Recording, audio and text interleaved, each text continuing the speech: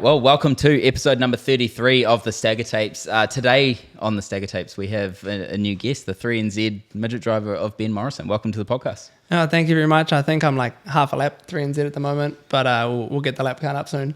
Yeah, it's been a rough run since obviously getting the number. I mean, that's kind of associated in speedway anyways, right? But it's usually associated with the number one number. People will get it and then have a tough go after that, but obviously not so much luck to finish the year.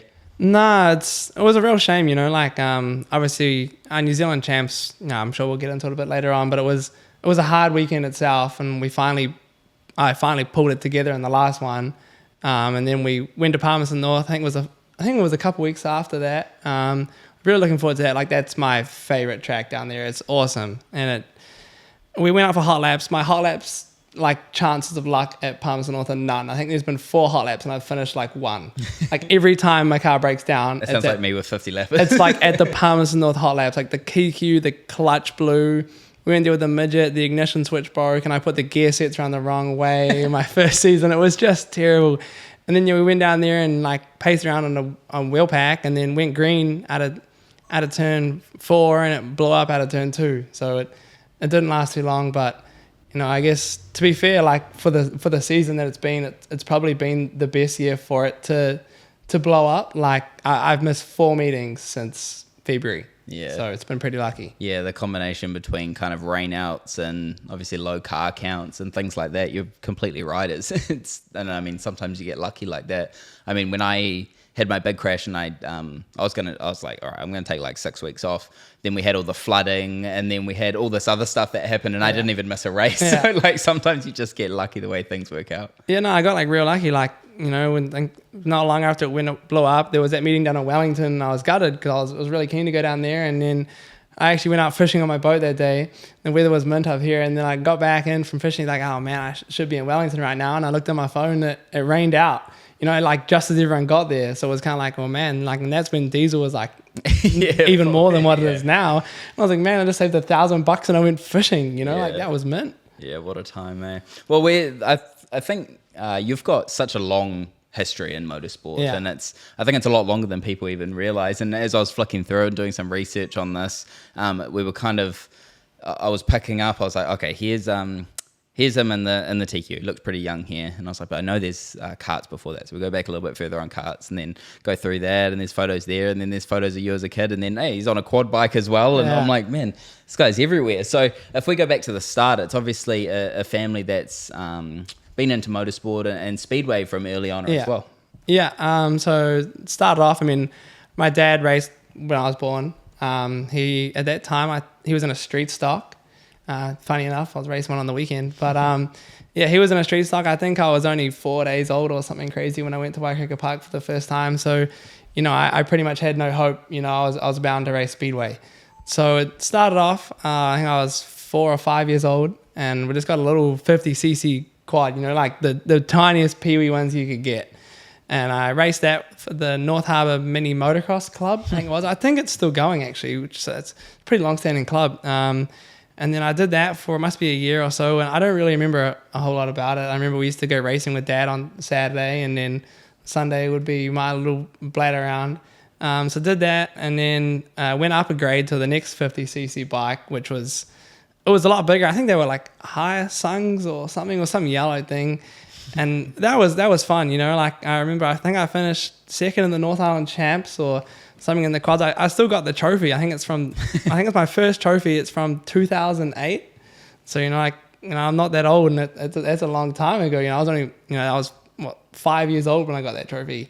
So it's been a long road from there, and I remember that. And there was always one name that stuck with me through quad bikes forever. There was me and Zach Belchamp. We always ended up wherever we went. It's the same now. Wherever you go, you always come up against the same tough competition. Wherever we went, it was either me or Zach Belchamp won. So I have to have a look at that name on Facebook, because I'm really interested to see what he's doing now. And if he went down the motocross route, or if he changed over like I did. It's quite funny when you think, I had a big conversation with Sean Inslee about it probably a few years ago now. And we were talking about kind of what the best route is for like youth when it comes to motorsport as well. Because if you go into quarter midgets, like sometimes it can be quite limiting. It can be good as well. You race Saturday. I mean, it's a lot better now than it was when we were young, Troy? I mean, when we used to race, we'd get 2 races at Western Springs. You get 2 6-lap races. Yeah, that'll be pretty rough and hard to progress doing such short laps. And then Sean was talking about how he put Cooper into karting.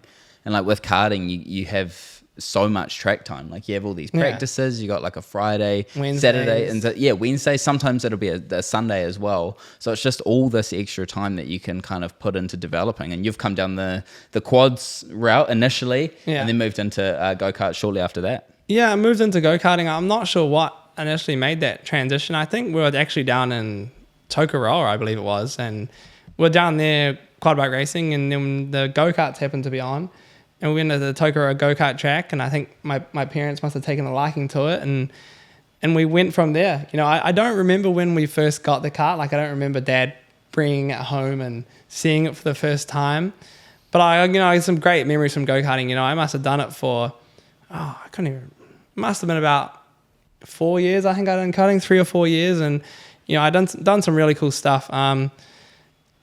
We can't even start. Yeah, I mean we were in the top half series. That was a big series, and that was kind of my first time I think I really excelled was in that series. That was where everyone from the North and the South Island kind of came together for a championship, and it was over. I think it was four rounds, so 4 different tracks. So.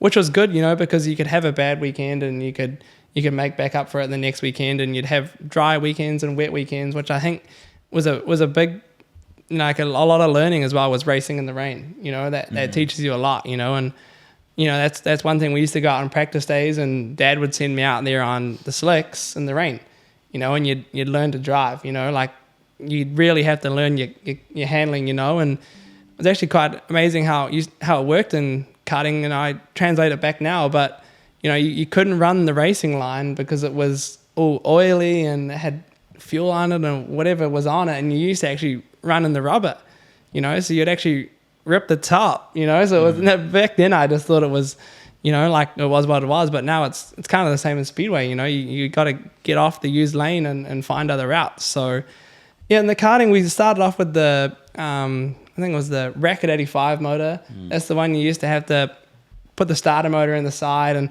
half the time you didn't even start the race because the clutch would unwind itself. And, you know, like they were dinosaurs, you know, but everyone had them. But there were a lot of difference between the good ones and the bad ones, and you had to pay a lot of money for a good one.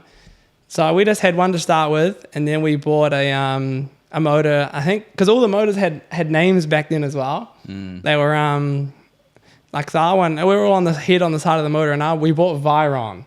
So Viron, I think, won 2 national championships or whatever, and you know I wasn't really ready for that yet, but at least we had the motor to do it.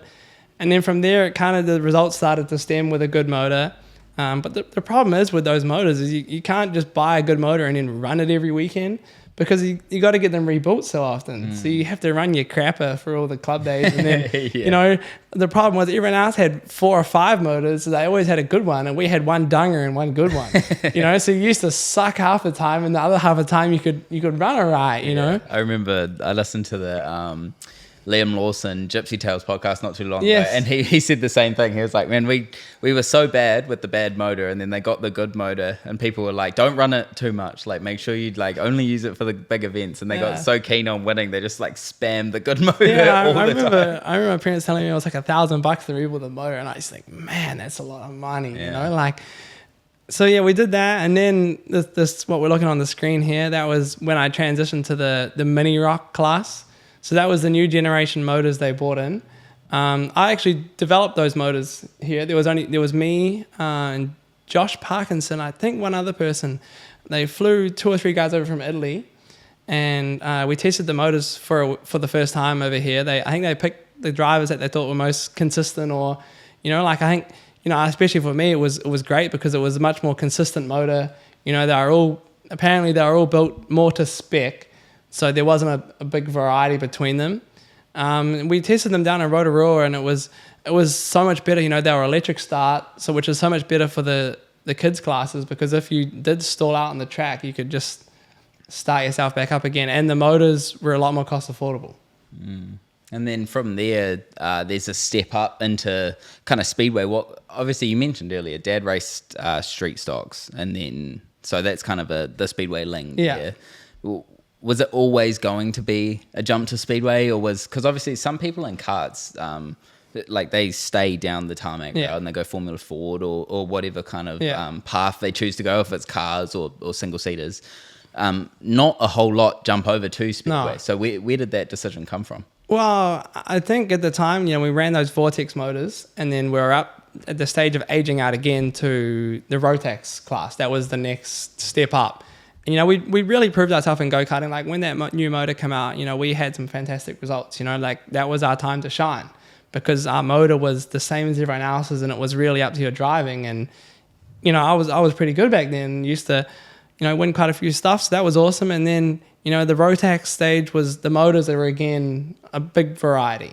So my parents were worried about if we went that stage, it's going to cost more and more again. And the weekends were so long. Like you go to a New Zealand championship and the practice would be on Thursday, Friday, and you'd race Saturday and Sunday, and you'd come back Monday. And I was at school, my parents don't own a business, so they have to go to work to make money. So I think they just thought, we'll just go speedway racing, because it was, you'd go on a Saturday night, and at that stage, Dad still had his saloon.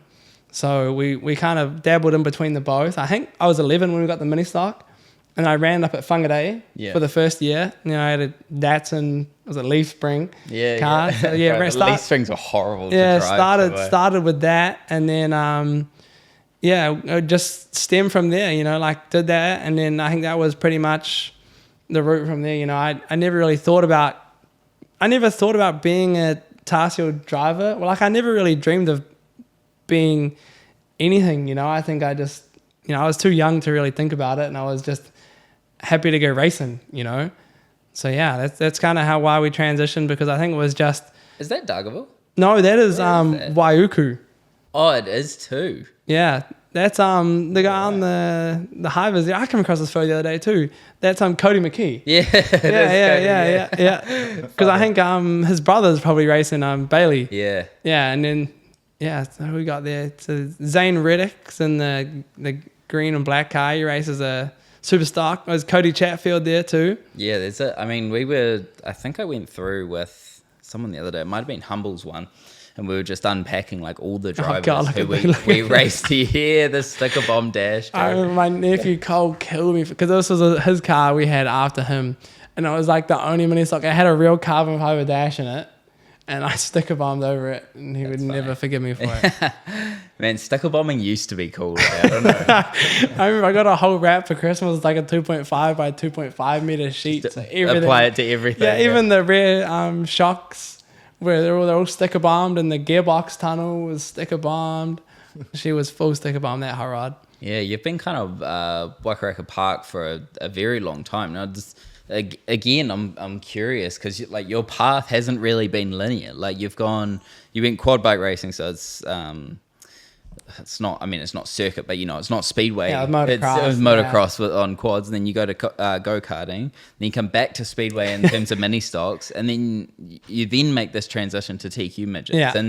And I think it's another thing that Aaron or maybe Caden and I discussed, and we were just saying it used to be this real clear path. Like the mini stock drivers, and Troy and I mentioned this as well, the mini stock drivers went to stock cars, and the quarter midget drivers went to TQs or midgets, and it was always like a very clear path. Yeah, you've kind of bounced in and out of different I've gone things. every direction. Yeah, so. What was I know you kind of jumped into that Harris car as well. Yeah, where did that decision to come to the open wheel side of speedway come from? And was it a clear path? Was it always going to be the path, or were you looking at the saloon route following Dad? Yeah, well, it was a pretty quick decision, really. Like I ran mini stocks, and I started that when I was obviously 11, and did that till I was 15, and we won pretty much every championship there was other than MIP, which I never survived past the first corner. So I didn't really have a good shot at that, but the rest was really good. And we had a great car. Like I remember when you had the old podcast with Cole, he told you about how he took my dad's saloon, and then we took his mini stock on some trade dodgy deal. I don't know how that worked out. But yeah, so I ended up running his car, and it was a top car, and my dad was real fussy on the motors. You know, like the motor, he would buy 5 sets of bearings for it, and he would scale the bearings on mum's kitchen scales to find the lightest bearings to put in the mini stock motor. You know, so it was the fastest legal motor you could have. You know, everything was right on the edge. And we used to go everywhere, and like at Waikaika Park especially, you know, we're dominant. You know, we could start 28th in the heat race and win in 8 laps, you know, and I could see how people thought, you know, that might not look very great. But, you know, the car was maintained well. And, you know, yet again, I the same skills through go-karting, you know, being consistent, picking the same lines, not scrubbing speed, worked in the mini stocks. And we ended up actually getting a lot of hate in the mini stocks. Like, no one liked us mini stock racing. And it sucked because no one would even talk to us, you know.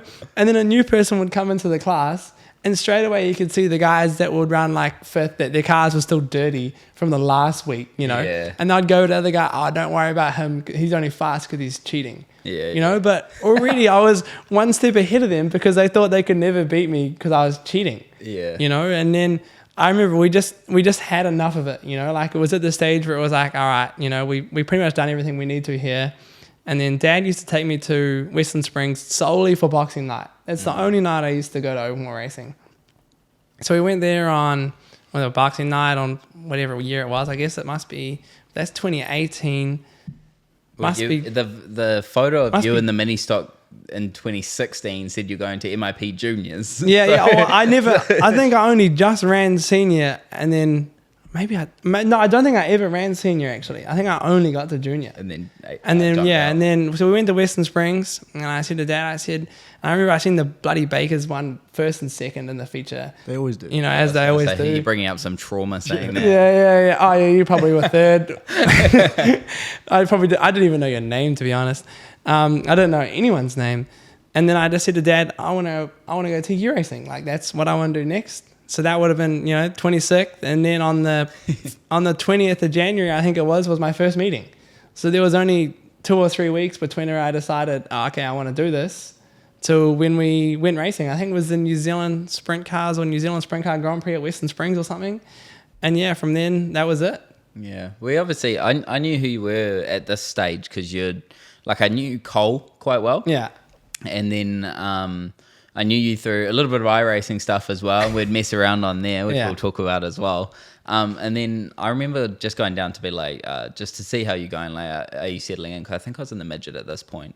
And I was like, I'll just go see how he's going. I was like, what the hell is that steering wheel in that thing? And it is like literally a bus wheel. Wheel. I mean, you can kind of see it in that last photo where he's upside down. You can see it takes up like 80% of the cockpit, man. Yeah. And like, it's like, I think Lockie has one as well. And I've talked him out of using it. Those wheels are badass. Man, they're like this big. I wish it fit in my Midget. Ridiculous, eh? I know Pete still runs it, but it's just, I could never get around it, eh? It just looks ridiculous. Like, it's so big. Yeah, well, I was so small. Yeah, I don't know if you can find a photo of me out of the car, but man, I was, you know, there was nothing to me. You know, I was all skin and bone. You know, there was certainly no muscle there. Yeah. So it was the only way that I could actually drive the thing. Yeah. Like, I remember my first time, you know, obviously my first meeting was at Western Springs, and went down the straight and gassed it, and I couldn't even see the corner because I was crying that bad. Like, the speed was just unreal. You know? Yeah, that's what TQs are known for, man. They're crazy speeds.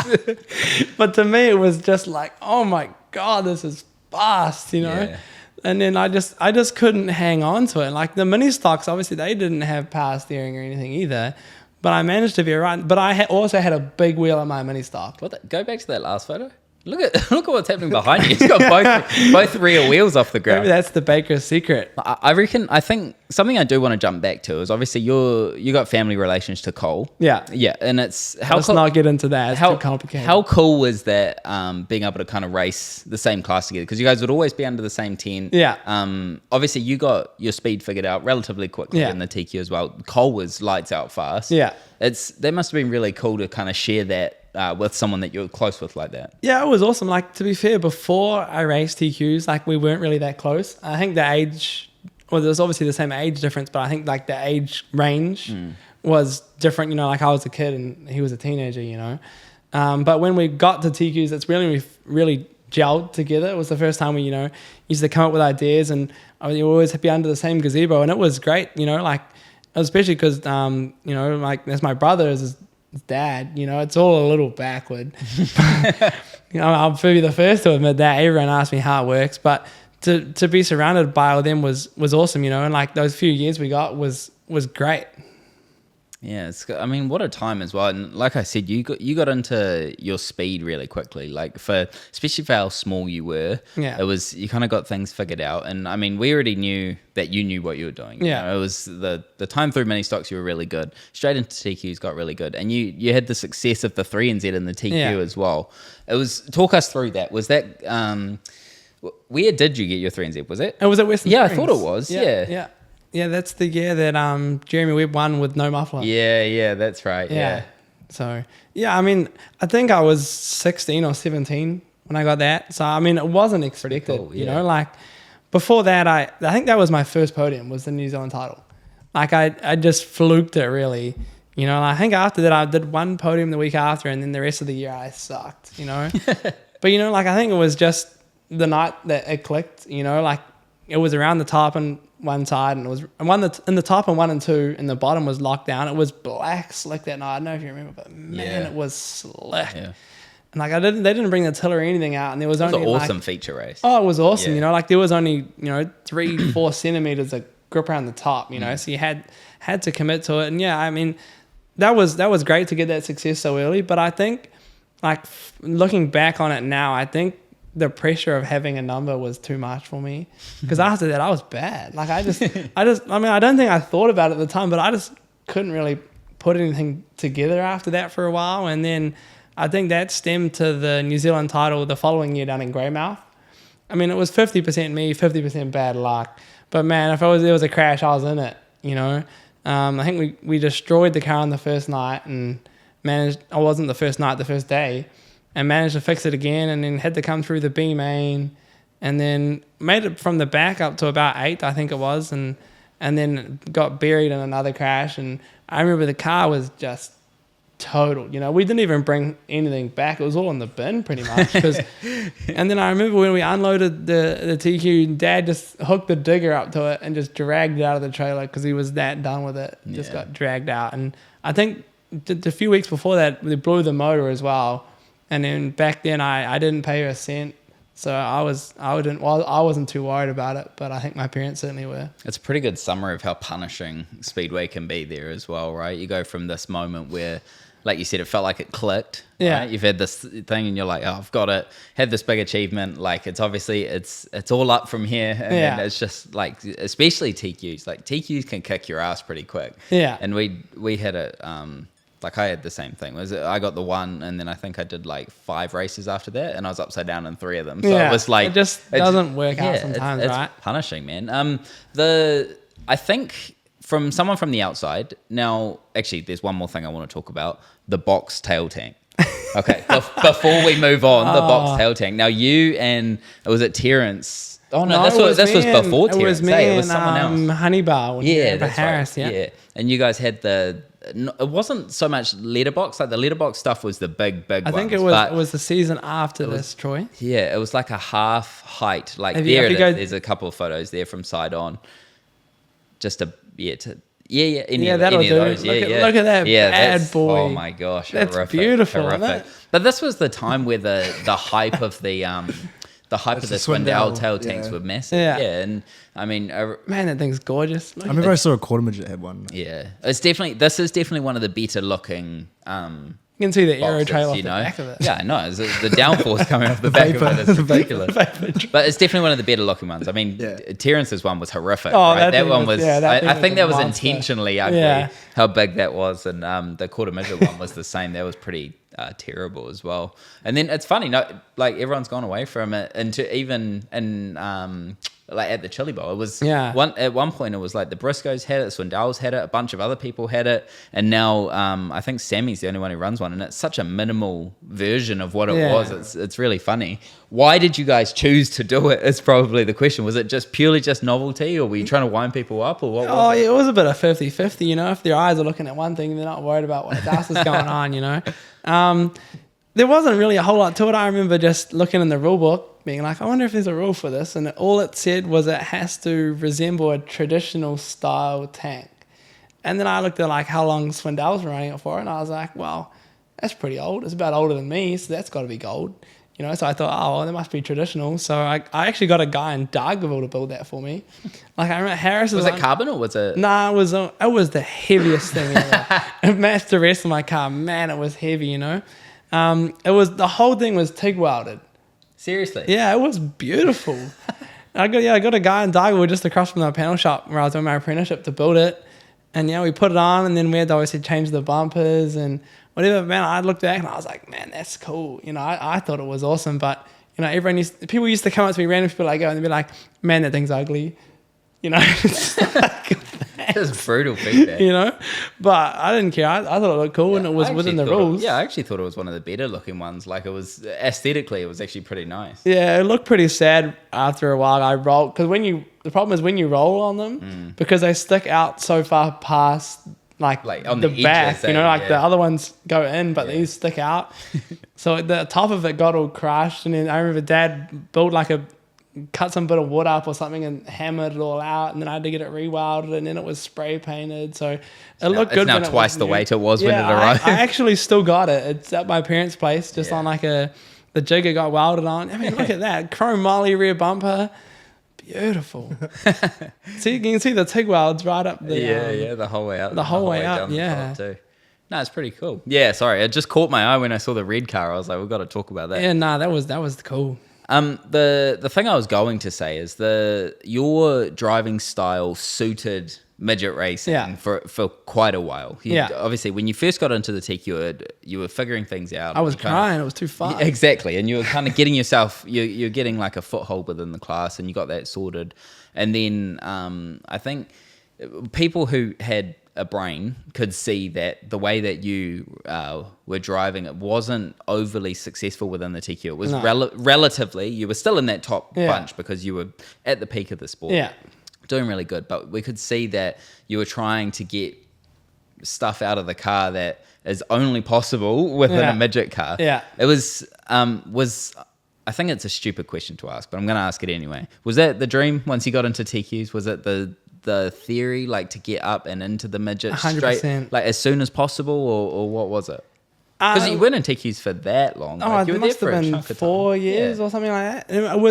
It was never planned. Like it was never, we're gonna go midget racing. I remember when my parents I first figured out we're going midget racing.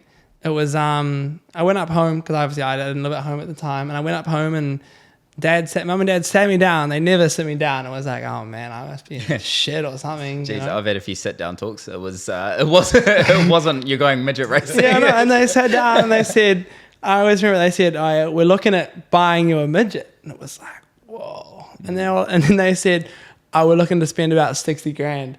It was like that ain't gonna buy you nothing, you know. So I remember them saying that, and I remember driving home and I had my music just cranked because I was pumped, you know. like you said, the driving style of my TQ suited me, you know. Like I hate sitting on the bottom. It's like watching paint dry, you know. I'll sit behind someone for one corner and then I would have had enough, you know. So and the TQ, I used to try and move around a lot, and a lot of the times it didn't work, but then on occasion it did.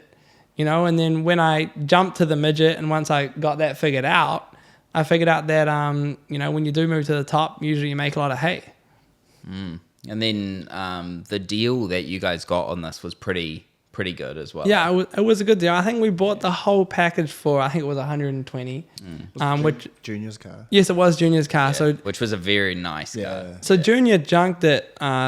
When he hurt himself, When he hurt himself, I think it was in turn 3. He had a big crash. I think it was in a dash or something. I think the big one was the one into 1. Yeah. But he had one with Brad into 3. Yeah. I'm not sure what crash this car stemmed from. Yeah, take your pick. But yeah, this was a brand new build pretty much with a couple pieces that they took off the other one. But yeah, it was beautiful. You know, I remember my parents said, "Oh, we're gonna spend 60 grand." I told them, you know, there's no way that's gonna happen, you know. Like, you know, my parents are driven to be at the front, and there's no way I knew that we could be at the front for that money. You know, it's that can buy you, you know, a motor, you know, not the car. So where am I going with this? I gotta think about this. Fuck, I've lost it. I mean, if we go back to the decision of what to choose, you know, yes, right, that's where I was at. I mean, you can choose. There were a range of cars on the market at the time. There weren't. It wasn't an abundance of cars, but there were a few to choose from. There was a couple of slightly cheaper options. I remember you talking to me about it. There was Mitch Osborne's car that was up for sale at the time, one of his ones. Yeah, and I think there was one other, and you were saying that like the option was so obvious to go down this route for a little bit more. You know? I mean, it was beautiful, you know. And then I always remember, like, when I raced TQs, it was, man, if I could ever have a King TRD like that, it would just be amazing, you know. And then that exact thing was up on offer, and the money wasn't that bad for what you got, you know. Like the idea was, we need to buy a car that someone's selling out of, you know, someone that's giving up, because you get everything. Yeah. You know, like what we learned in the TQ that was wrong was that we bought that car off Harris for, it was a good price, and it was 22 grand for the car, but it come with nothing. So then the time we bought a front axle and spare rims and Nerf bars and everything, you know, it wasn't cheap. Yeah. You know, and it's way cheaper to buy it once it's used. You know, like if you build a car and then try to sell it, there's no way you can sell it for what you just paid to build it. So it was a perfect deal, because Junior was getting out of it and we were getting into it. So that was the same deal that we did with selling our TQ. You know, they took everything and then we took everything from Junior. Yeah, and getting everything fresh, like you said, is the way to do it as well. Yeah, well, I mean, like the car never hit the track. You know, I went and looked at it before my parents decided to buy it, and it was in Junior's trailer, the one that the Wayne's got now, the gooseneck. And I don't think it had been dragged out of the trailer in like a year.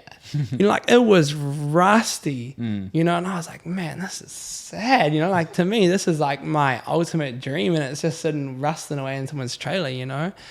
And then I don't know how I managed to convince my parents that we needed a Toyota, you know, but I think they just, you know, they believed in me that I could do a good job. And I think it's proved in the long run that it was the right decision. Yeah, for sure. And I mean,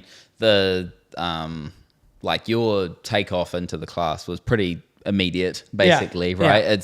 And I mean, I've been preaching it a lot so far this year. Once we've had the podcast going again, it's just, there's so many guys, if they have the money, they should make the move, you know? And I think Troy messaged me after the Troy Pennington after the Christchurch races, and he was saying like, man, it's just another sign when Malachi did a good job in Christchurch. He did a great job. He was like, it's another example of a TQ driver who was ready to move, you know. Yeah. And you're a great example. I had no trouble getting into the class, and the list just goes on, you know. And I think people often will play down those lower classes like F2s and TQs and stuff because they're not the premier class, but those guys are ready. Yeah, well, that's where we were at. Like, we were at the stage of where RTU was pretty old. Like, it was a 2012 chassis. You know, it had aluminium panels, nothing flash. And then at that stage, that's when the Vipers just started coming out. And Aaron had his new car built that was all carbon and titanium. And my parents were trying to make the decision of, do we build a new TQ or do you just bite the bullet and go to a midget? You know, like...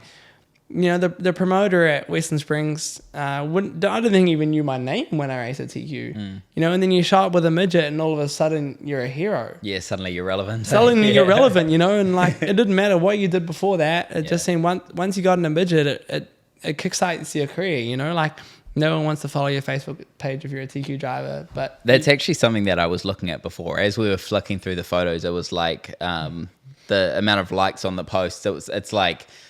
25 likes, 14 likes, like all of these things, and they're great achievements as well. And then we go to present day. I think you're over 6,000 people liking your page. Yeah, I think it's nearly 6,000 followers. Like it's this massive growth that you've had, and that it actually is a path that I want to go down. You've done a lot of work pushing like yourself and on the side of social media.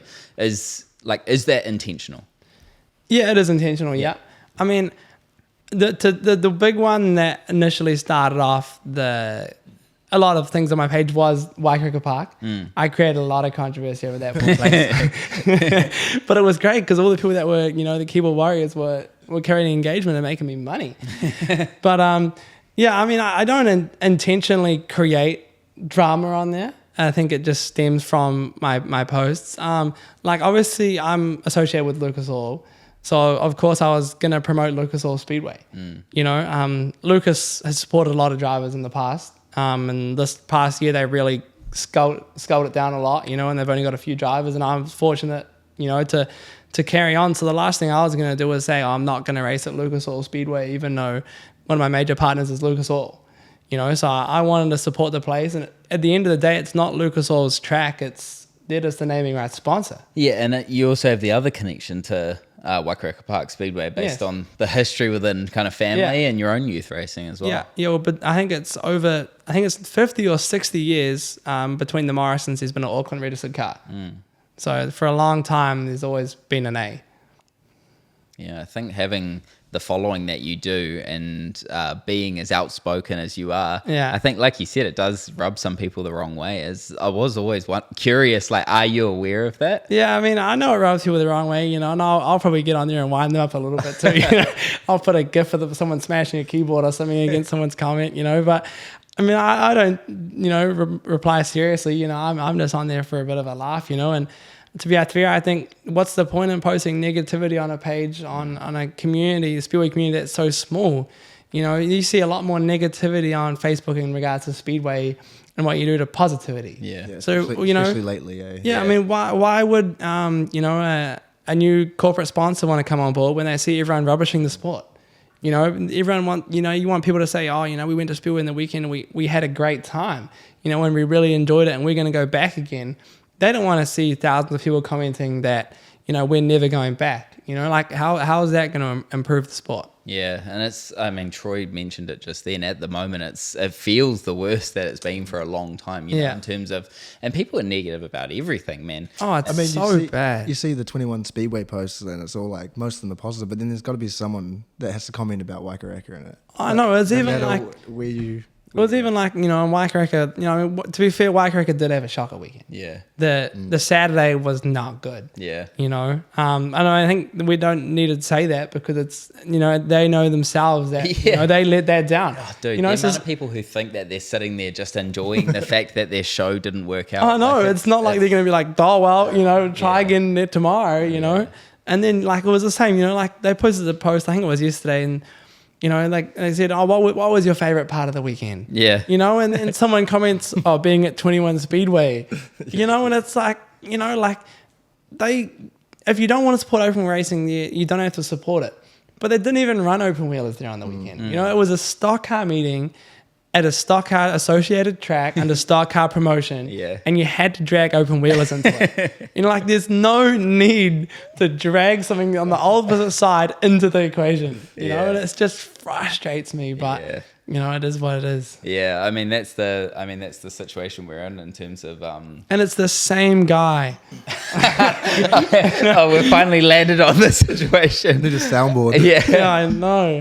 What I was getting at was the fact that like what we've done with the idea of social media nowadays is everyone has a voice as well, and everyone can be heard. So it's like, regardless of what you think, whether it's positive or negative, like you can just send it out there. You can make troll pages, which people make all the time. You can do all of this stuff, like the Speedway New Zealand call outs page. Yeah. Oh, don't. I feel like even like 10 years ago, you were held way more accountable.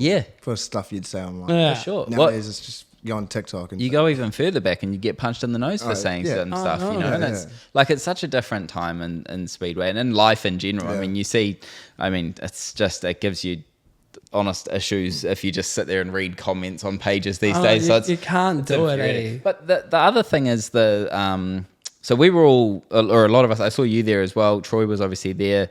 You were there as well. And we were going through at 21 and it was like, what a great day, right? Yeah, it was awesome. What a really cool day. Cool to unveil this history. And then I was sitting there and I was like, I can't help but think so many of the things that I'm looking at that track, like the things like the fence height, things like a range of the other things with the venue and how the layout was and how the day went and stuff, was things that people were complaining about with Lucas Oil before it was put up. People were saying, "Oh, the fence height's dangerous at Waikaraka Park. It's not going to be going to be safe and stuff." And then the fence height at 21 is smaller. I'm not saying there's anything wrong with 21. I thought it was amazing, great day, etc. But like people have this like double standard just because they're so ready to hate just something or just anything, and they just throw it out there and throw some shit and hope it sticks. Yeah, well, I thought, everyone complains that you can't have open wheelers at a stock car track. And then there were stock cars there at 21 Speedway and they all loved it. Yeah, had a great time. So, I just don't quite understand people's mindsets. But, obviously we're never going to change them. And I'm the same boat. I thought 21 Speedway was a fantastic day. I think it's going to be, I think it's going to save open wheel racing in Auckland. I think the biggest problem that people have with Lucas Oil or Waikaraka Park, whatever you want to call it, is that they think it's replaced Western Springs. Yeah, it's the politics. But with 21 Speedway, it's not a replacement, it's an addition. Yeah. So I think all those people that don't like Lucas Oil because it's been taken away, was taken away Western Springs, which has been, on the downhill climb for a long time, It's been an ongoing battle. It wasn't just that, Yeah. So I think it's for all those people that don't go to Waikaraka, they're all going to end up going to 21 Speedway, which for the sport is great because it needs that, but I don't think it's been gone about the right way, but we can't change that. Yeah, something I'm curious about is a lot of people won't race those meetings at the back end of the season. Like when we get into April and May, the numbers start going down because people are doing things like engine rebuilds and stuff. I have concerns about adding on a second race. Like if you add, let's say you only do 8 races there throughout the season, right? That's another 8 races on top of a season. And it's a big track too. Yeah, and it's a big track, so demanding on the motor. Yeah. I think it's going to be really interesting to see how that plays out in terms of how far people are willing to push their equipment, all sorts of stuff like that. I can say that stuff because I have no investment in literally anything. So I can just sit there. I'm just curious, I'm not, I can't wait to see a race meeting there. I think it's going to be awesome. Someone was saying, I can't remember who it was, they're saying that Waikaraka still felt faster than 21. I don't know. I wonder if it's like because it's narrower. The wall feels closer. Yeah. Because often that's the sense of speed that you get as things going by you. Because I always thought like getting into the midget, I thought that it would feel like blow your socks off fast. Yeah. And then when you're racing with other cars, they're going the same speed as you are. Yeah, you just don't. I think I listened to some podcast or something and they said it's true. You don't know how fast you're going until you crash. Yeah. Or something happens in front of you and then you realize, oh man, I'm hauling ass. Yeah. So I think 21 Speedway is going to be a great addition. How do you think it's going to race? I'm really I'm curious about how it's going to race because often tracks similar to that where it's high banks and high speed, sometimes it doesn't race too good.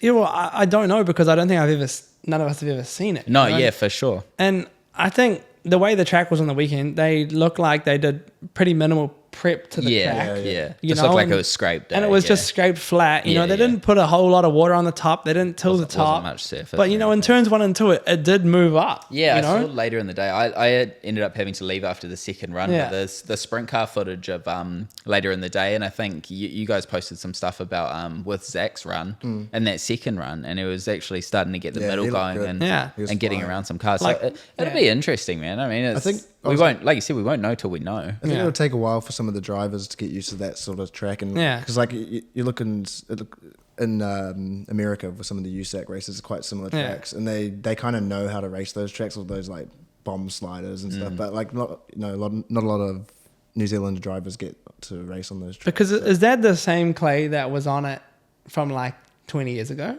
I have literally no idea. I listened to the... did they just scrape the grass off the top? Yeah. Just do some mulching, carry on. Get the hoe out there. Yeah. It's cool seeing that video that broadcast code. Yeah, I did watch that. It's awesome. Showing the old one and then the new one. And it looks the same, basically. Yeah, a lot of the... like when you look at the crowds that we've had throughout this year as well, both almost every racetrack has been down on crowds. Even the big nights have been small nights, So seeing, and there weren't thousands and thousands of people there, but it was like a solid base of people that were there. People intrigued. Yeah, it'll be cool to see kind of where they go from there. Anyways, back on track. That was a fun little diversion. Well, before we divert there, actually, I think the crowd at 21 was actually quite good. Yeah. Because if I think of any other practice day that I've ever been to, Never. there's no one. No. You know, even at the Lucas Oil, did we run a practice at Lucas Oil? Did we? Was there a practice? Yeah, there was one. Yeah. What, was there anyone there? Or like nowhere near as 21, right? Not that many people. So, you know, like you look at the intrigue level of between that new track and 21 Speedway, you know, and there were a lot of people there for a test day. You know, what was 1,500 people there or something, you reckon? We another thing. saw a lot of the elderly come out too. Another thing I think that's going to be good about that track is that in the area you've got the drags, and then so they even had the complex dirt carts. They had the dirt carts. Yeah. It's like that It's whole the little perfect area. place to have Speedway. Yeah, because it's. I mean, we were talking about how you could manage it. It would be so cool if you could just buy a day pass for the day as well, right? Oh, that'll be awesome. Look at my cat; he's trying to jump in the house. It would be so cool if you could buy a day pass for the complex, and like, it might be a day where, like you said, dirt carts are on, drags are on, speedways on, and that pass gets you into any of those 3 tracks. Yeah. And you can jump between the venues, and it means that even higher. Yeah, it does. And it means that like drag car fans can come over to Speedway fans can go over there. We can all go look at dirt carts, and like I said it, and I think all 3 of the podcasts, a rising tide lifts all boats, right? If we can just get motorsport in general up in New even Zealand, if you organise a timeline that, you know, you went from one to the other to the next, you know, and you could make a whole day. Well, I've actually never been to see dirt carts race in real life, and now I wanted to as I was leaving, and I could hear them like in the distance. I was like, I don't want to go watch those guys. You Right? smell the 2-stroke. And they could get the same vibe when they hear the speedway cars at 21 Speedway. Yeah, well, I mean, I'm sure like the promotion there or whoever is running it will be really trying to make the most of it, because if there's thousands and thousands of people just over there, you know, it's pretty easy to get them, you know, like a couple 100 meters over, rather than trying to encourage them to your event. They're already there. They said they wanted to put lights in as well. Like that's the plan. That's cool. Which would be At the go-kart? 21. No, 21. Okay, cool. Because we were talking about it. That would be quite a limiting factor, not having lights. And we've seen it before. Like day meetings are pretty brutal when it comes to speedway. It doesn't matter how good the track is. Yeah, it can be quite punishing. So it's for the we're inviting the cat into the pod for the first time. Is he going to make it on the couch? Oh, good. Oh, he's not sure. Right, how good. He gets his first day on the podcast. It'll be cool, man. Nighttime racing is the way to go. Like when we get to the end of the year. Oh, we might make an appearance. Come in, Jimbo. Hey, man. When we get to the end of the year and it's like... Oh, but I don't like it. We get winter and we get or autumn at this time of the year. The racing's awesome, like because there's the moisture in the there's the moisture in the track and it stays in the track, and then the racing is so much better throughout the heat races, because we see it through summer where often the heat racing sucks, and then the feature's awesome, you know, because the sun finally goes down. Like the champs, the New Zealand champs. What I'm interested with 21 is, I don't know if it'll be it'll be an advantage racing wise for it to have lights, but then you're conflicting with everyone else if you're trying to run evenings. Yeah, it's because he said that his kind of focus, his example was that he didn't want to compete with other tracks. And that was his theory of running on Sundays, you know, was that by running on a Sunday, you're not competing with Auckland, or you're not competing with Bay Park, or whoever chooses to run. You're your own entity, and it means that we can work together as a place, or as a speedway community. Fans don't have to distribute. It's like all of this positivity that can come about. I mean, you could still do it on Sunday and use the lights if it goes late into the afternoon. Yeah. Well, I mean, like if you're trying to run an open wheel show and midgets are running at Kiki or somewhere, you know, you can't have 2 tracks running midgets. You know, it doesn't work. Or even sprint cars, it doesn't work. Yeah. You know, so if any track in the country is racing that class, then they can't host a meeting. Because we saw it. Maybe my 4th year at BSL, where like midgets had just started contracting to Bay Park, and like there was races at Waikaraka. I think Hodgie won a race at Waikaraka, and Hayden Williams won our race at Bay Park. Both tracks had like 12 cars, not even 12, it was like 10 cars. Yeah, so it's just not a show. It's just, it's lame, man. I really hate it. Like it's not like in America where we have enough cars to the extent that we can split our fields. Yeah, know? well, I mean, I seen there were quite a few like clashes this year as well. Yeah. Like within the calendar, there was like Waikato Park and Bay Park both had midgets. You know, so I'm trying to write my calendar, and it's like, well, we'll just put both, I guess. Yeah, and you see know, who see which event you know what I mean? pulls Like, out. surely if you're running like 6 or 7 midget shows or something, surely you'd, you know, I thought you would send your calendar to the other track and be like, hey, are you running on these nights? Yeah. And work it out. But it seems they just both put their calendars out on Facebook, and then they go, oh, we've clashed. I mean, Yeah. I don't know how any of the promotion side works. Yeah. But I would think you'd at least Yeah. talk to each other first to ensure that it's going to work. Because I know the hard thing is there's only so many weekends. Oh, there's as only so well, many sunny weekends, And yeah. so, and when we get to this season, I know Kiki had a tough time running, as they always do, right? Trying to get their events in for the Yeah. year. And then the things ended up clashing. They tried running. That took cars away from Lucas Oil, and then Bay Park had a meeting scheduled, so they dropped that meeting, Yeah. planned it for another week. That then clashed. You know, it was just like the cycle Yeah. of crap, to be honest. Yeah, I mean, I feel bad for Kiki this year. I don't even know how many meetings they actually It wasn't many. ran there, but Yeah. like, Anyways, we've got man, we went all over the place there. We've got some footage up that we're going to have a look at as Yeah. well. This was like your first season was a solid season, right? Yeah. It wasn't anything in comparison to the last two that you've had. Yeah. But it was a solid season, and then you started kind of taking off and ticking off feature Yeah. wins, Yeah. and you started taking it to the guys who have been kind of stoneholds within the sport. Yeah. What's that process been like for you guys? And what's been kind of those critical things throughout that time? yeah, I mean, it was a big step, you know, to run a TQ, and then all of a sudden we're gonna have a top midget, and you know we're gonna try run at the front. You know, man, it's hard to talk when this great footage is on. But yeah, I mean, it was, you know, like Justin's base setup for the King is actually really good. You know, like I pretty much roll out with the setup that's on the sheet. You know, like obviously you change little bits and pieces there, but it's practically what's on the sheet. And you know, it was just a learning process. You know, I was involved in Alex Midget a little bit at the very start. Yeah. You know, I used to change the tire on it, and that was about it. You know, I never turned a torsion bar stop ever until we had our own midget. So I really had to learn quick. And a big part of that learning process has been my crew guy, Levi. You flicked through it much earlier on, and before I had a post up asking for a crew member. Yeah. To go midget racing, and that's how I actually found Levi.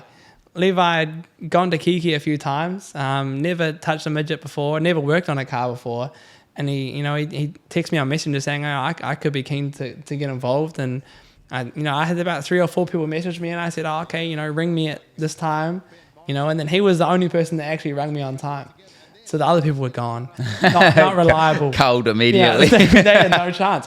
And he rang me on the minute, on the dot, Yeah. which is amazing because now he takes bloody 3 days to open my message. That's because he spent some time around Yeah, you. but when the time counted, he's been a massive part of that learning process. He's adapted really quick, and he's been great to share ideas through with myself and my dad. It was pretty easy to get going. Like I heard you say earlier, it's easy to drive a midget, but it's hard to drive it fast. But I think it was even easier for me because, as you said earlier, again, my TQ driving style suited the midget. Yeah. Like going to the top, it worked. And you could always see like the way I drove my TQ into the corner and always kind of like stood up on the rear on the entry, like just how a midget does. So the transition just seemed to be so easy, and like I think my first night I finished 12th at Bay Park, my very first meeting, and then the 40 lapper at Kiki was a couple weeks after that, and then I finished 6th, and then it was pretty much into the internationals, and I went my first ever qualifying I went quick time at Bay Park. And that was when Buddy Cofield was there, Team Is, and I Pickens, and I was like up by 3 or 4 tenths, and I think that was kind of the first time that my name was put on the map, and then I managed to back that qualifying up by winning the dash as well. And I won the dash, but I struggled in the feature because I never run with 50 laps of gas in the back. I didn't know what I was doing. I don't think people realize how different a midget is to drive when it's got that much in there. So it took me that race to kind of adapt to that. And then, I think we finished 3rd at Palmerston North to finish the year. And that was good, like to finish the year on a high, and then the whole off season I could think about, like we got it, Yeah, what next kind of thing, eh? Yeah. And that footage there, that was the first night back for the new season. I think we ran one at Bay Park before that, but that was the first one at the Springs, and it just seemed to click. That night I didn't just win the feature, I won all three. So that was, I don't know how many people have actually done that. I think the funny thing about that as well is when you look at the footage there, like rough as guts. Oh, it's not as though you won on like some people, their first feature one's like a slicked out. They started from the front, didn't really have any issues because no one could pass, like those kind of things. And it's like, cool achievement, but that's cowboy up in lap traffic, like trying to figure stuff out. It's so sick, man. Yeah, no, like I was, like when I won that race, it meant the world to me because it proved that we could do it.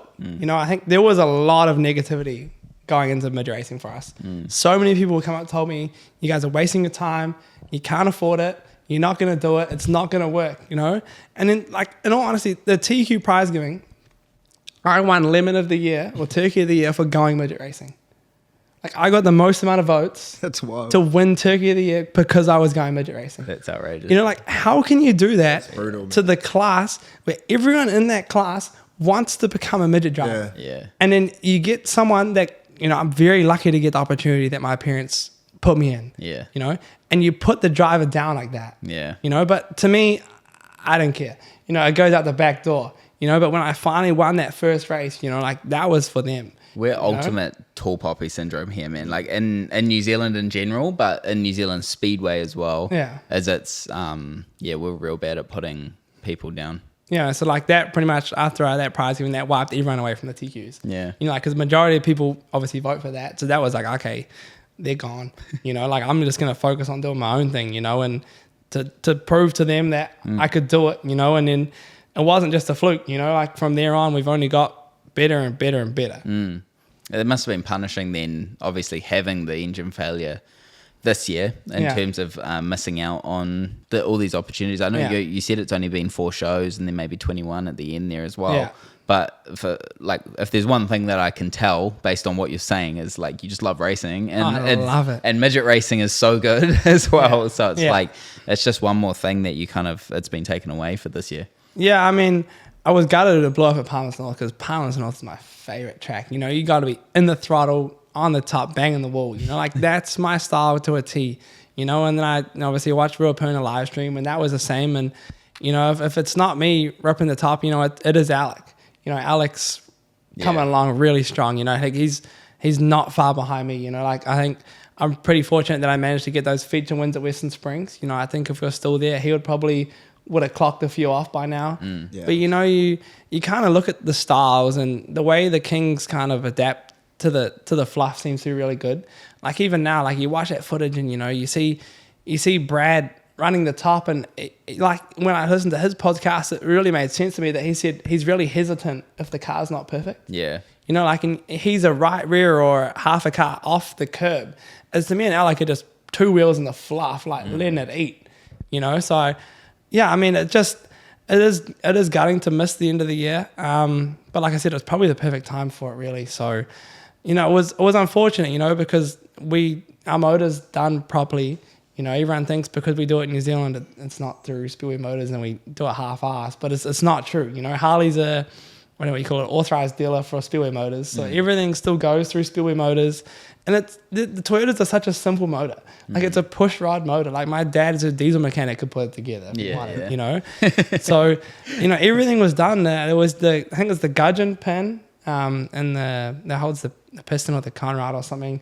That let go, and that just blew through everything. So it wasn't that Harley crapped it up. Like if he was to do something wrong, it would have blown up when it started. But it ran 9 meetings. So it's just one of those things. But my poor motor does get a hard time. I give it shit. I think it's just the way I drive. Like when we first started, that's another good point. When I first started, Justin told me all the gear ratios on kind of where I need to be. And I was running these gear ratios. And I was like, these are miles off. Like, I can't run these, And I'm 2 or 3 gear sets lower than, like, anyone else. Like, taller. Yeah.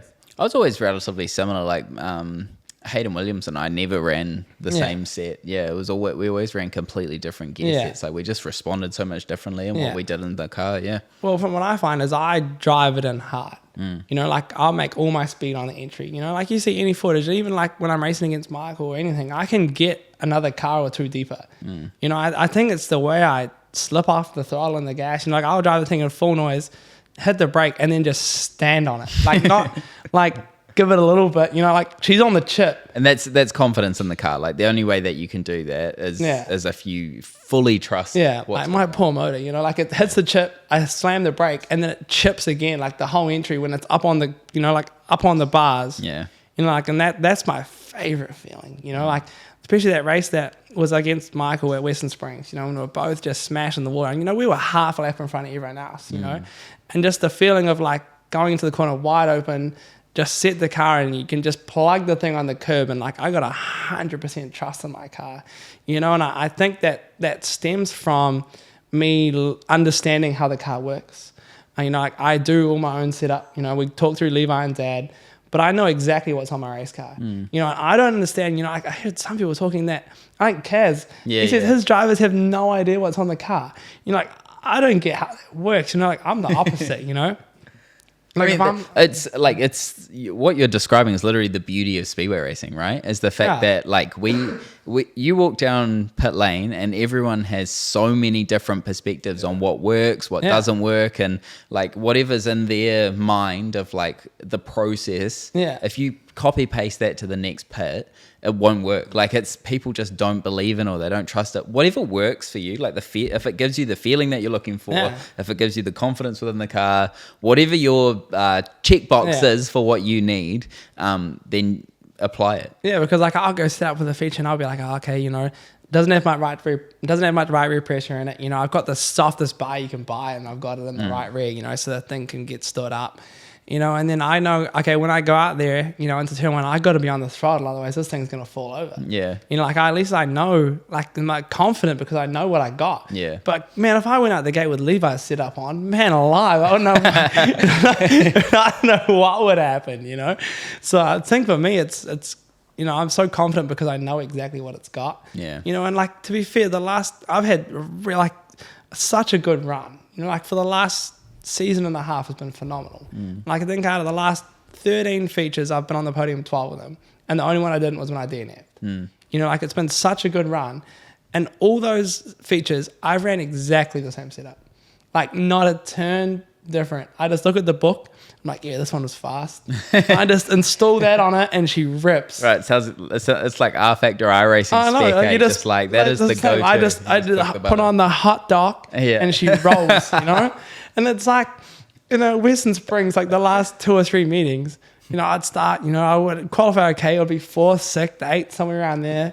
And I'd just work the top, you know, and everyone would be a bit skeptical because, oh, is it, you're just going to fly in the fence. But, you know, like to me, fear is not a factor, you know, so I just turn one, I just rip the thing in on the top, you know, like don't just dabble in it, you know, I'm in it, you know, and then like the last 3 or 4 meetings, like the first 2 laps, I just blow around everyone, you know, and it's like, I'm like the week before, it's like, oh, surely they're going to know I'm coming this time, you know, and they leave the top open. It's like, oh, thank you very much. You know? I'll take that, you know. I think something we talked about with Kaz is that we're in a transition phase, right? We're making this change from the Brad and Michael era, which has existed for the longest time, right? Yeah. This is like a 20-year period that we're going through. And now we're in this position where people are going to have the opportunity to take like control of the class basically, and it's up in the air for someone to grab. And at the moment, like it's between yourself, Alec. I think if Mitch raced more, I think Mitch would be in that conversation. Yeah, well, the fence is too low. Yeah, I don't think we raced enough. I don't think we raced enough this season. Like controversial, because I think it's hard with especially midgets, man. Like you need the laps to be confident, and not only your equipment, but also like you do get rusty ultimately if you don't race. And you see it with even the best guys when they come back and run midgets. It takes a while to tick things off. Often they're a little rusty for a heat race or something like that, and those are the best guys. Yeah. And then we start introducing like more local guys. So I think at a time like this, it's going to be really interesting over the next maybe 2 or 3 years to see kind of who who does take that position. Yeah, because it's up for the taking at the moment. Yeah, it is. Yeah, I think it is a change of the guard. You look at Michael and Brad, and they've had the best cars, I think, for a long time as well. And I think all us young guys are very fortunate that our parents have invested so much into us. Yeah.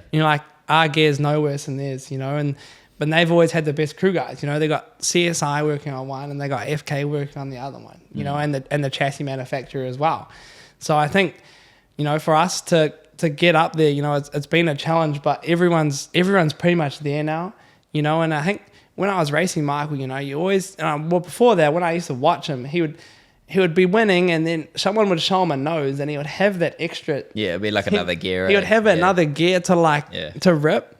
But the first time I noticed it was, when I was chasing him down at Western Springs at one time, I was thinking, man, I might pass Michael Pickens here.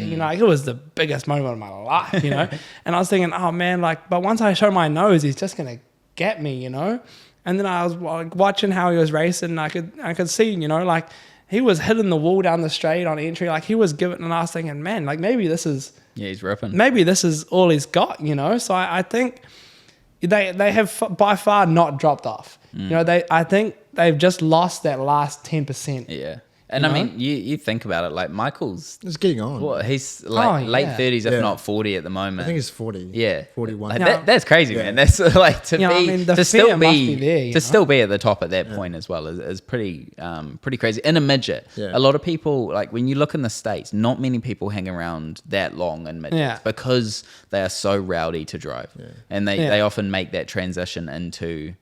wing racing because everything slows down a little bit. Yeah. And we have seen him. He's still so good in the wing car, and he's still exceptional in the midget. And it's, but yeah, I mean, that spot's up for grads in the midgets. And something that kind of outlined how good midget racing was, and I do want to touch on it with you, is the midget title this year. We briefly mentioned it. Yeah. You did have a shocker for probably the first 2/3 of that title. Was that pressure you reckon, or? Yeah, 100%. Right. Well, not all pressure. I did get bad luck as well, how the way things turned out. Yeah. But it was the first ever time I've ever gone into a championship with a real chance. Yeah, you know. Well, you were highest on the odds, I'm pretty sure. On the TAB. I was right up there. You're the favorite. And I started off being way down the list. Yeah. I think I started off 7th or 8th, and then I ended up being paying the least amount. And everyone would come up and tell me, oh, we put money on you, we put money on, we put money, And I used to hate getting screenshots. And I didn't need to hear that, I was in a really good headspace heading into that weekend, before, and then after, that was the first time I really felt pressure ever, and I just didn't perform when I needed to, I went out in the first one, and, I went for a gap that I thought was there, and then it closed real quick on Regan. Man, I felt bad. I just pulled out him, the first time running a midget, and I just destroyed him. And then that didn't work out, and then I ended up breaking the front end from that. And then they ended up giving me a relegation, even though I pretty much finished last. And then the next heat race, I think it was the following one. I must have been the next heat race. I think it was Luke McClellan was spun out at a turn 4 going to the line. So I think I was running 3rd or 4th, and then he spun out and ran 2nd. The caution come out, and he was kind of backing up the track a little bit, so I just drove around him, and then we went across the line, and I think I went across the line 5th, because 2 cars managed, by the time he chugged up, 2 cars went underneath me. Yeah. So we crossed the line in single file, and I was behind these guys, and they put me in the results as finishing behind them. Yeah. And I was like, what? How does this work? Yeah, I was pissed at that. The idea of racing to the line. Yeah. That's never been speedway, man. That's not NASCAR. So I went up to the School New Zealand guy, and I was like, hey man, these guys passed me on the yellow, and they're like, oh, no, that's the way it works. No, I was talking to Bill, and he showed me the rule book, and he's like, oh, there's not really a rule saying that you're right. But there wasn't really a rule saying I was wrong either. And he's like, oh, you can't protest the rule because there isn't a rule. Exist, yeah. So you have to protest unfair play or something. And I was like, man, don't even bother, my weekend started off fantastic, we'll just keep it going, Yeah. And then we went into the second night. I think I was 12th on points or something, and I was like, okay, I had a front row start in that 4th heat race, and it just cleared my mind, you know. I was furious, you know. So I went out there and I just ripped the poor thing, you know. Like, I had the thing around the wall, you know. Like, I had absolutely not necessary to be running the wall. It was a good, man. But the track was good, man. yeah, and then we went into the feature, and I can't remember, I started maybe 11th, I think, or something around there. And the track was great, you know. Like, I managed to really, I mean, it was my kind of track, you know. Like, I managed to really work the top side and make the moves when I needed. And I think, to be honest, I had pace for the front too. Yeah. It's just I got stuck with Brock throwing me these monster sliders, and I just couldn't progress past that. Yeah. But yeah, man, I mean, it was good to feel the speed because I knew he had it. Yeah. You know, and I think, you know, it kind of brung back to everyone saying, you know, you can do it. You know, like, at least I ended up close. You know. Yeah. You and Brock have had a few moments. Oh yeah. Yeah. Yeah. It's, even there, like, having to throw something like a half block and then having to full block into one. Yeah, like all of that stuff just hurts the forward progress. Yeah, like, it just took me. I just couldn't clear this pack, you know, and then I'm not gonna go around the bottom into the corner because that's boring. You know, I'll just. There wasn't much down there. Should be so dusty, man. And I'll just keep the thing around the top, you know. I mean, man, it was a great race. I think it was you saying you couldn't see, like, at one point. Man, like, at the start, I couldn't see a thing. Like, I could see, like, the car in front of me and, like, that was it, you know. And you're trying to rail the top and you got no idea what's around you, you know. But yeah, I mean, great to get the result in the end.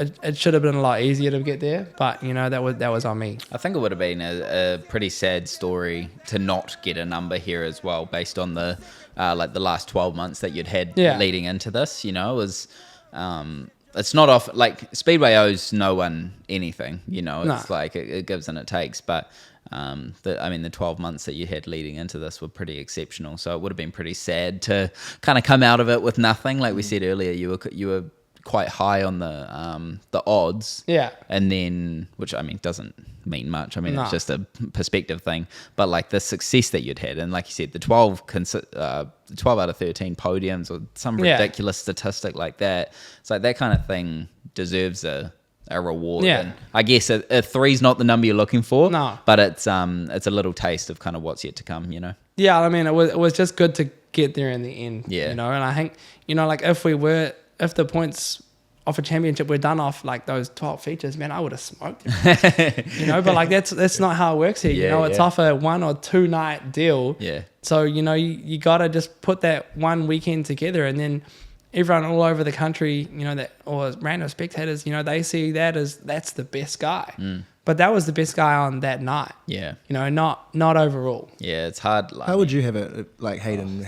Would you rather it throughout a whole season, or? I don't know. I think with 2 islands, it's really hard. Yeah. I think the one of the best ways you could do it is just run over 2 shows or 4 shows or something, 2 north or 2 south, or like 1 north, Wellington, or like Nelson, and then Christchurch or something. Real Puna, that'd be cool. Like you can't just say, hey, it's over 10 meetings. And we'll run it over the whole country, because we don't have enough money in New Zealand. It's not USAC, unfortunately. We don't have enough money to do it. As cool as it would be, we don't have the money for it. And so the small town hero might not get the result. That's you know, right. like, we need the story, man. He might have fluken on that one night, you know, the story. and he got it dialed in, you know. Yeah.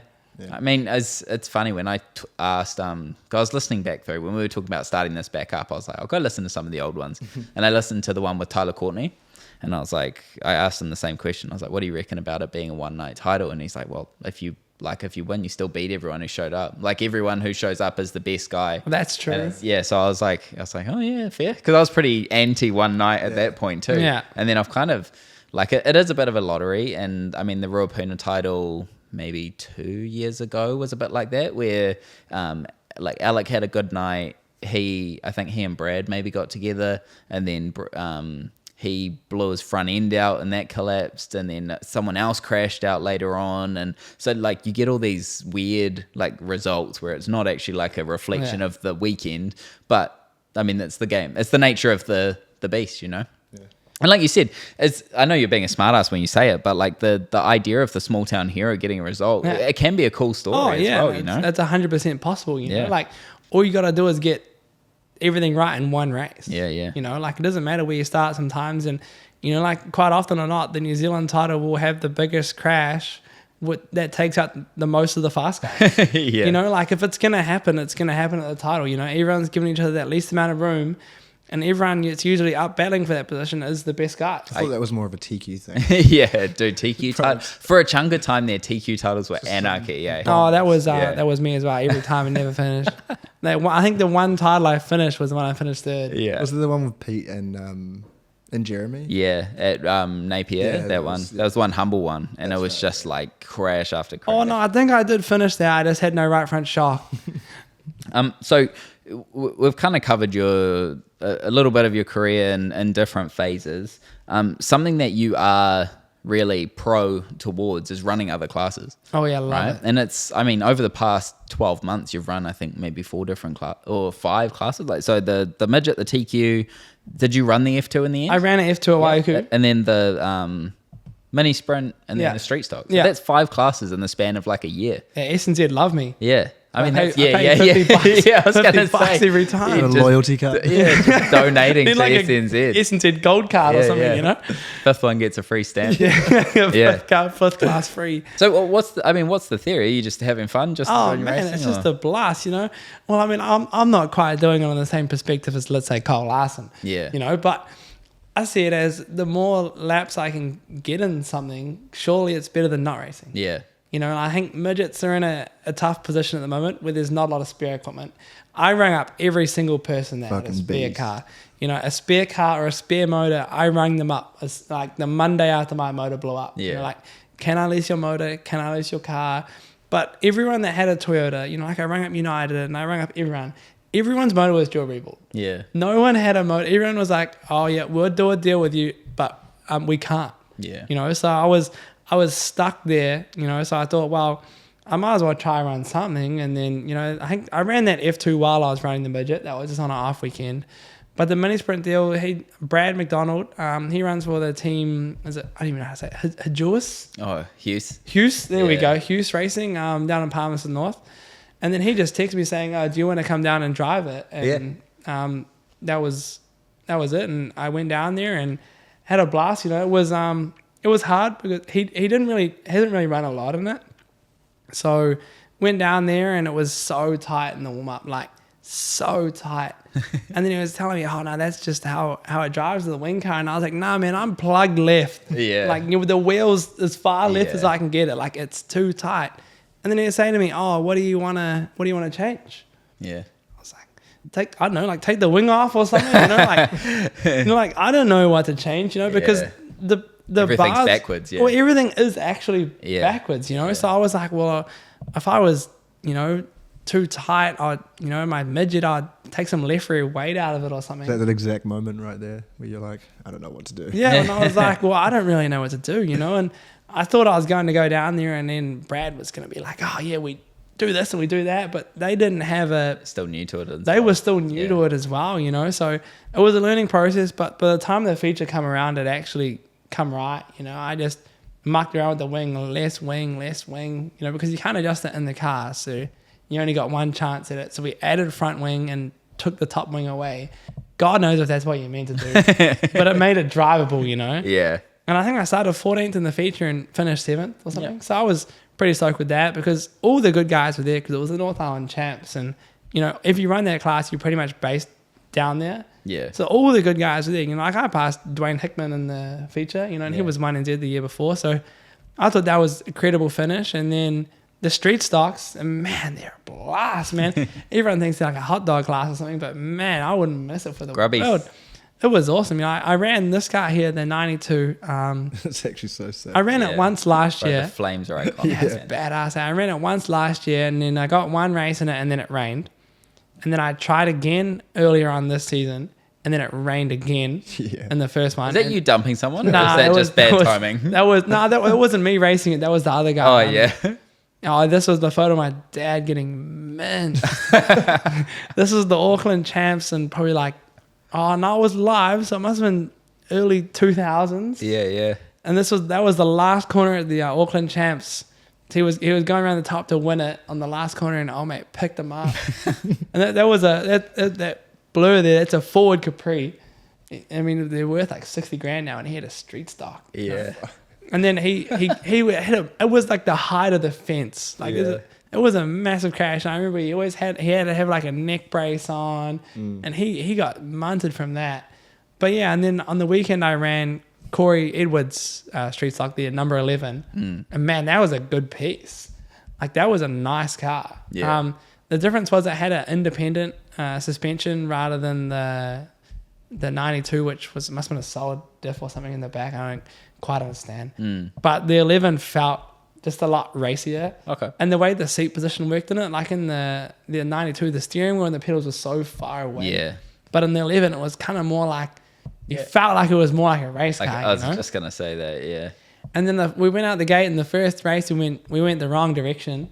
And I never gone, like what I can imagine you going out the gate and turning the wrong way, Yeah. And I went out there and I was like, oh man, I'm going to suck at this. Like I think I started 15th or something. Yeah. And I just went out there and it was mean. Like going the wrong way was awesome, Like as soon as we got going, I didn't even think about it. And I shredded the thing around the wall. Like Wakareka posted a video like not long ago today. And like I had the quarter panel like dragging on the fence. So you're throwing a slider. Yeah, I threw a slider. Yeah, it was mean. Like I had the thing dragging around the wall, and I put like 2 more laps, and I would have won the race on the wall. Like so much fun. Yeah. And then the second race, I had another mean result. I think I finished 2nd from 8th or something, and then that put me tied on points going into the final, which is never a great thing. No. Especially if you're an open wheel driver racing a street stock, Like, that's a question that I do have. Were they all receptive to you? Like, were they nice to you, or was it just like, who's this guy? Or was this midget driver? Yeah. Like it's because I mean the prejudice that you hold without knowing anything is that people are like, who's this guy in our class? Well, were they cool? Were they nice? I think the first problem is I got a bright blue suit. So that doesn't go down too well, Like I needed a roll and like some cow pats or something first to kind of to go and mix in. But no, everyone there is really nice, Like everyone's pretty accommodating. In that class, it's so weird. Like I went and got destroyed in the last race. Like it probably done like $1,500 of damage. Like the gearbox, the clutch, 2 tires. Like the thing was tore up. Yeah. And then they all coming after the race and they all laughing about it and how great it was, and how he hit me then and that guy hit him then. Yeah. And then because the way it works in those championships is like all the clubs kind of help each other. Like so there's Auckland and there's Rotorua and there was Gisborne and there was Stratford. So everyone before this last race has all their like team meetings. Like they're all over there discussing what's going on. And I was like, fuck, I didn't need no meeting. I was going to go drive the thing. So I didn't go speak to anyone, but I knew the Auckland guys would give me a hand because I think the next Auckland guy was like 9th on points or something. So I was the only one with any chance. But yeah, I just got totaled. The Stagger Tapes is proud to be partnered with System Decal. System Decal have all your design needs from race car designs, race day graphics, posters, and more.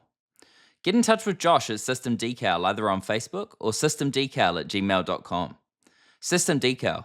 Stand out everywhere. I think it costs way too much money to be slow. Yeah. That's how I've approached midget racing from the start. It's like we can't be spending $3 or $4 grand a night and running 5th. Yeah. Like to me, a bad night now is not on the podium. And I think that's a solid effort for, I've run 2.5 seasons really, and like that's my worst night, So I think we're in a good position going forward.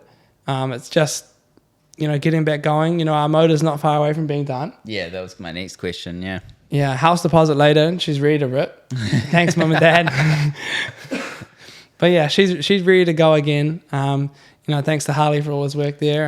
It wasn't an easy time because I think Rico Abruz just bought Speedway Motors. Oh, yeah. And there was a lot of staff changeover. So it took like 6 weeks from when Harley first rang them to when we got an invoice. Because we were really hoping to be back going for the South Island meeting. That was like, we hadn't said anything to anyone, but it was like, man, it'll be really good if we can get back down there, But just that 6-week delay really held us up because as soon as we paid for the parts, 2 days later they were shipped and 4 days later they were here and then the motor's going back together. But it was just that 6 weeks of nothing happened. Yeah. So it was just too late.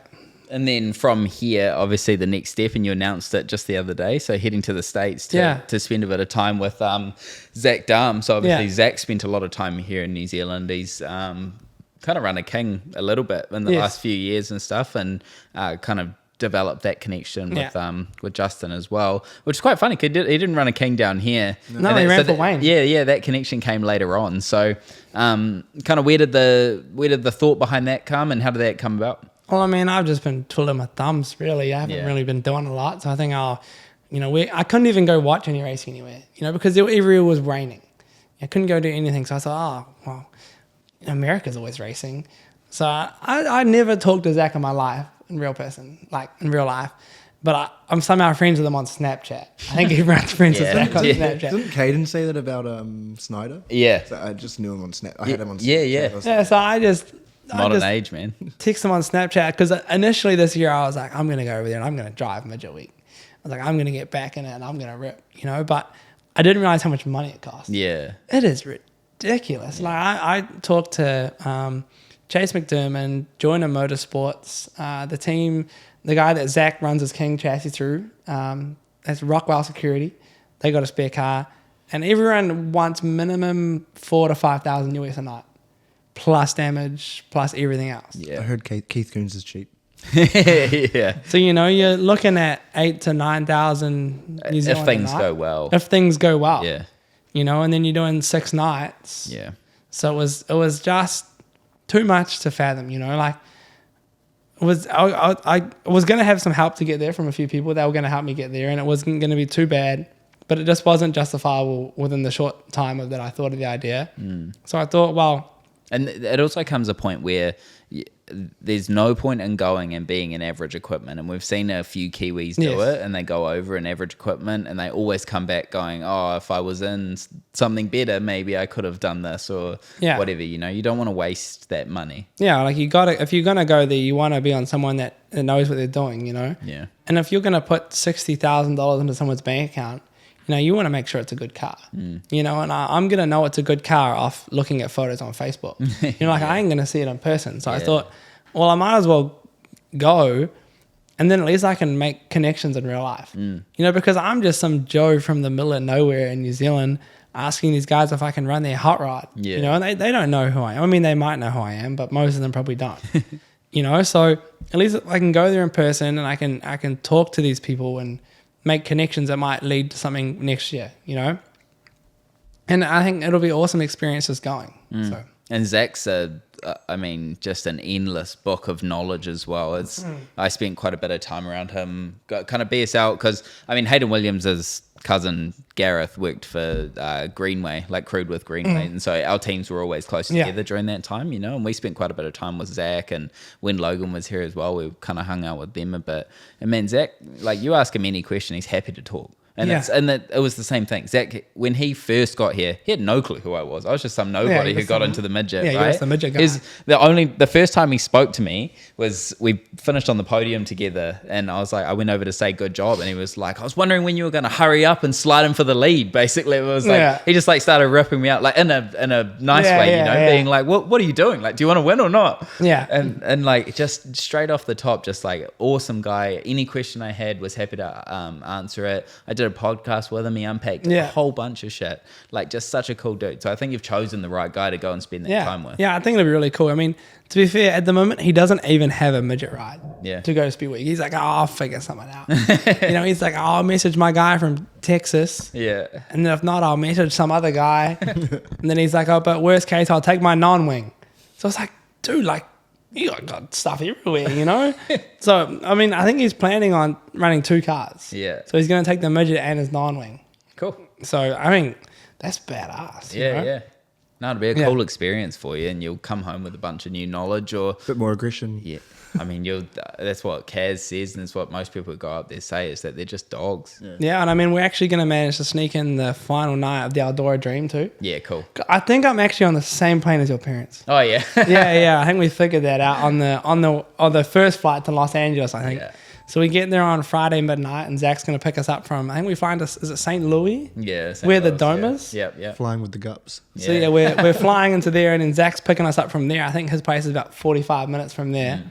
And then he's got some old Jeep or something that he's going to give us. Oh, yeah. And then me and Calvin, my other crew guy, we're going to truck over to Eldora. I think it's like 6 hours or something, and we'll go watch the final night. Yeah. Haven't figured out where we're going to sleep yet, but I was hoping I'd just find some guy's hauler or Sounds like there's a Jeep you can sleep in. hauler or sneak into the campground. We'll figure something out. I think the best plan is going with a loose plan because it always creates a bit of carnage. Yeah. And then I think that's on the Friday night or Saturday night that dream, and then I think the midget week's on Tuesday and Wednesday. So that'll give us a couple of days to give Zach a hand to sort all his stuff out. I'm not too sure what kind of operation he runs there. If she's just like push the car in and she's mint, or I don't know what his fussiness level is. Yeah. Like I would make sure everything's mint, but I don't know if that's how he operates. Yeah, he's enough. I know he's enough of a mad scientist. He'll make it work, man. Oh yeah, I mean, I didn't even know. Like he's like, he doesn't even have a car. Yeah. So it's like, but he doesn't want to run a car if they work on it. Like he likes to take someone's car and then put it in his trailer. Yeah.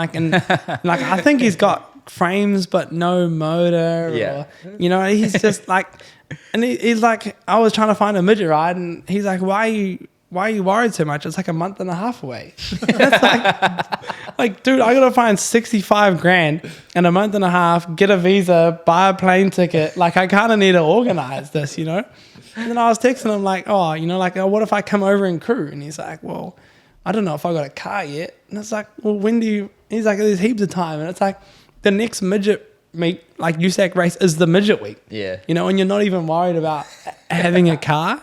Like over here, we got like 4 months in our off season to prepare, and you already know what you're doing. Yeah. And they got like 3 weeks, and they're like, we'll figure something out.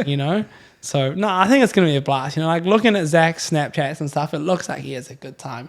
Like the other day, he dropped some love off at a hospital or something because she fell out of a truck outside his bar, or just like all this. He just seems to get involved in like some loose stuff. Yeah. So I'm just looking forward to getting involved with that. And I think we got midget week. He's got a hauler, and you stay in the hauler, so it'll be a whole week of just racing. And my poor girlfriend Chloe, she asked me, she's like, so you're going to go all the way to America and you're just going to go see the racing? Yeah. It's like, hell yeah, that's perfect. Yeah. What else is there? What else would you want to do, And then she asked my Calvin the same question, like, are you really going there just to watch the racing? And I was like, yeah, we're only going there to watch racing, Yeah, that's sick, man. Well, it's been really fun. I mean, it's been, an hour and a half, just over an hour and a half. We've gone down all sorts of little rabbit holes as well. We didn't really even get anything that deep into anything either. It was just kind of a brief overview. There's not enough hours in the Yeah, we talk about that with a lot of these. And I mean, half the time we push stop on the record button and then we keep talking for another half an hour. So it's... Yeah, well, it's like, I'm 23 and I've raced for 18 years. Yeah. So it's... Yeah, and it's crazy. You can unpack stories from every year, and Speedway is so complicated. I was at the physio before this, and like I was pretty much selling Speedway to him because he's like, I don't even know what Speedway is. Yeah. And I was like talking about it and explaining it, and then I'm just getting hyped on the physio table as he's like dealing with my my trap that's hurting. And like I was just like, man, how good Speedway! Like suddenly the love's back. All I had to do is explain it to a stranger. Yeah. Yeah. No, it's been cool, man. I appreciate your time anyway. No, It's been awesome. cool having you on. What's next for Ben Morrison? What does next year look like for you? Just pretty much carrying on with what we've been doing. Yeah. I think what we're doing as a family operation is pretty amazing. Like my parents don't own a business. Like my mum's a gardener at the retirement village, and my dad's just I don't even know what his role is. He does like engineering. He like operates some engineering place at a water tank place or something. I don't even know what his role is. I think his role is try to do as minimal as possible but get paid the most. So he'll like that. He tells his work, like he'll be on like a Wednesday and we're going to racing on Friday, and he'll tell them I'm not coming to work. Yeah. If you don't like it, fire me. That's the dream, mate. Get old enough where it's like it's their inconvenience. Yeah, but like I think the sole reason he's going to work is to pay for my racing. So I really appreciate my parents. Like they've put everything into this midget program.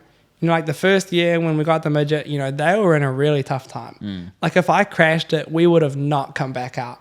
Like they never told me that, but I knew they put everything on the line for this, and if I tore up anything, it was, that was going to be it. Yeah. So that first year, I really did have my mindset of I can't tear this up, which I think did hinder me a little bit.